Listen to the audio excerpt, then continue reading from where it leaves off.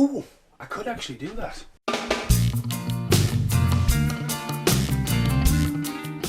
Din din din din din din din din din. Get over here! I don't think I can do the whole review because all day I've been, are you alright? And everyone's like, what are you saying? I'll be like, hey, you know, whew. Sorry for the start of this film. How the fuck have I been all day with that? It's one of my masks for work. Okay, so this is a quick review, Rant Random. It's a throwaway. Don't go down my throat for not making much of an effort. But funny story. Went to pictures to see Mortal Kombat. Thanks to my late great Nana for that. It's one of the last films she ever seen in the pictures. I think it honestly was, bless her. For the love of grandson. Recently I've done a podcast for this along with Paul, Ray and Carl. I was meant to join Matt Davis, but hey ho, times get out of the way. So basically we were going to do Mortal Kombat. I couldn't find it on DVD. I do own it on DVD, but I nearly pulled Arcadia to bits to find it. Couldn't find it. Ended up doing Cliffhanger that night as an alternative.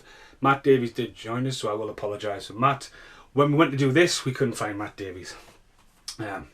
So yeah, I had to buy it on Blu-ray, even though I still own the VHS.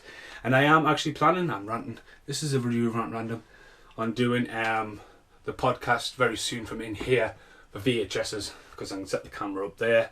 And if the audio is fucked, it's fucked. It's just a podcast, remember that. But yeah, I bought this. A lot of disappointment with the extra features because Paul W.S. Anderson, as he's now known, did a cracking job when it comes to Event Horizon, his next film. When it comes to special editions, the documentary, if you can get a hold of Event Horizon, because it's quite rare now on Blu-ray, the documentary is amazing. They revisited it years ago and they didn't do it with this. Now, Mortal Kombat Annihilation has been released on Blu-ray. Again, that is really hard to get by. They should have just put the two together and went, there you go, that's it. Now, revisiting Mortal Kombat is again, you can listen to the commentary with us. Special effects have aged good and bad. Goro still looks amazing. Some of the composites, especially Johnny Cage walking up the hill, dropping his suitcases, doesn't, especially on Blu-ray. The boat, when the boat comes round, at first it's like, wow, opposite shots, not so good. Sub-Zero, Ice, aged really well. Scorpions, what they've changed into a fucking weird thing, not so good. Reptile, but we've got to start somewhere. I remember seeing this in the pictures, Reptile, because Reptile was quite a surprise, because back in the day, Reptile was peeking behind trees, like bonsaiing out and just all that kinds of weird shit. Reptile was pretty cool, because he was the green. He was the green one. Everyone likes a green bad guy, don't they? That's why everyone liked the green Power Ranger. Bit after my time, like, but anyway. Taking Mortal Kombat, and I've talked about this on the podcast, you know, like back in the day, the end stories, we didn't have them. We had font, we had text. It's rumours, myths, unless you read Games Master and someone had wrote a dialogue about who the fuck Liu Kang was and who's the Lord of Thunder and all that kinds of shit. Mortal Kombat original characters were inspired by real people. Johnny Cage being Jean-Claude Van Damme, Rain, Thunder and Lightning from Big Trouble in China, inspiring Raiden, and so on and so on and so on. You know, like, should he be green, should he be yellow, or should he be blue? Fuck it, we'll have all three of them. There's three ninjas. We'll make one of them evil. You know what I mean? There was a lot of stuff like that. Now, by the time we got Mortal Kombat, I think we were going into the third game. The third game was about this time, I would say. Maybes, don't hold us to that. But again, the hype at this time. And coming up against the fact that Street Fighter was also in development, I also went to see Street Fighter with my nana. She was mint my nana. Unfortunately, we lost her very early on in my young age. Consider my nana is 90-year-old now. That's just terrifying. But Street Fighter came out and Jean-Claude Van Damme opted to do that. Now, if Jean-Claude Van Damme had been in this, I think this would have been an even bigger hit. Because why would the fuck would you cast Jean-Claude Van Damme as Guile? He's a muscles from Brussels. Guile's definitely all American. It's also blonde. Van Damme's ginger. What the fuck's going on here? Just look at the cast of fucking Street Fighter and it gives you a fucking aneurysm. Like, Street Fighter has been reviewed random. I actually did it pre-filming the Assassin music video, and then did the outtake in Games Galaxy on the console. Again, I do make effort in these. I do really class this as a throwaway. Again, just to really plug the podcast, and again, filling some time up when I get the chance. It's all about go back to work. You got to fill in the gap. And also want to make an effort because very soon, hopefully, fingers crossed, I'll be moving back to the film. Taking the concept of what we didn't know for an audience into this, again, making it a 15, it's going to alienate a lot of the kids who wanted the video game and do the up, down, left, right, up, down thing on the menu screen on the Mega Drive, and for the font to turn red, and then what the fuck, you can uppercut someone's head off, a scorpion's ripping someone's head off. Like, what the fuck, that's what you wanted for? That's what I wanted it for, because the fatality is the bloodlust. You're going to alienate your audience straight away, because at the end of the day, the arcade, it's one of those things. Back then, it wasn't an entity, it was an urban myth. So, taking people to go to the pictures and this massive franchise, the story. Now, boldly going for who's the most two iconic characters, would you say, out of the Mortal Kombat series now looking back? It's Scorpion and Sub-Zero, arguably, okay? But to make Scorpion and Sub-Zero the bad guys, and knowing that they've got this backstory, but again, at that time there wasn't a backstory. It's like, who the fuck are all these people, you know? So Liu Kang, Johnny Cage and Sonya are the main three we follow. Jax is in there randomly, thrown in there. And the sub-stories, they all have the sub-stories of why they go to this tournament. Again, borrowing from stuff like Enter the Dragon, Bloodsport. Locations look pretty sweet. I don't know if it's Thailand or Hawaii. Stunning locations on the beach. And it looks like we're going to have a tournament, and next thing you know, Johnny Cage is running around in the fucking woods fighting fucking Scorpion, and you think, who's watching this? But again, it borrows from the video game of all the different levels it had. But from an audience, and you go, who's doing this? And then Scorpion's fucking massive long schlong fucking flying around, and you think, what the fuck's going on here? But again, the elephant in the room. We've talked about casting, and casting errors seem to follow this guy around because Christopher Lambert is French, if you want to call him Christopher Lambert. Christopher Lambert. He was French, he was cast as the Scottish man in Highlander. The Scottish man in Highlander was Sean Connery, who was cast as an Egyptian Spaniard kind of fucking world traveller from the dawn of time. And when it comes to casting Mortal Kombat, you want to chuck a name in. At this point, Christopher Lambert still had some clout, alright? You know, Highlander was a big fucking deal. Highlander 2 was a big deal. And then Christopher Lambert went paychecky. But when this made, he took the and character very well. But casting Christopher Lambert as a Chinese god of thunder, what the fuck? If anyone should have been cast right there and then and that, it should have been James Hong. Yes, fucking low pan.